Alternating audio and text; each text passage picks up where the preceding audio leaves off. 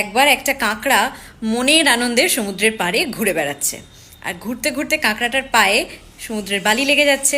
কাঁকড়াটার তো কি আনন্দ যে আমার পায়ে কি সুন্দর সুড়সুড়ি লাগছে, মাঝে মাঝে পায়ের দিকে তাকাচ্ছে আর কি খুশি, খুব খুশি। আর সমুদ্রের পাড়ে হেঁটে হেঁটে যাচ্ছে আর দেখছে তার পায়ের চিহ্ন, পায়ের ছাপ পড়ে যাচ্ছে সমুদ্রের তীরে। কি আনন্দ পাচ্ছে, মাঝে এক পা করে এগোচ্ছে আর পেছন ফিরে দেখছি বাহ আমার পায়ের ছাপ পড়েছে। কিন্তু হঠাৎ একটা ঢেউ এসে সেই পায়ের চিহ্নটা মুছে দিয়ে চলে গেল।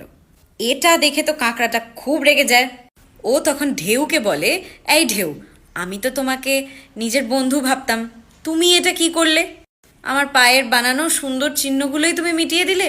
তখন ঢেউ বলে, ওই দেখো পেছনে, জেলেরা কাঁকড়ার পায়ের চিহ্ন দেখে দেখে কাঁকড়া ধরছে।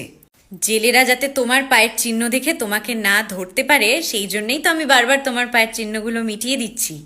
সত্যি কথা এটাই যে আমরা অনেক সময় অনেক মানুষকে খুব তাড়াতাড়ি বিচার করে ফেলি।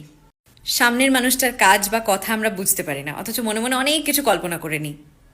আর সেখান থেকেই ভুল বোঝাবুঝি সৃষ্টি হয়, ফলে বন্ধুত্ব নষ্ট হয়। আমার মনে হয় তাই জন্য কল্পনা না করে যদি আমরা সরাসরি মানুষটার সাথে কথা বলে আলোচনা করে কোনো একটা সিদ্ধান্ত নিই, তাহলে আর কোনো ভুল বোঝাবুঝি থাকে না। এই ছিল সমুদ্রের ঢেউয়ের সাথে কাঁকড়ার বন্ধুত্বের গল্প।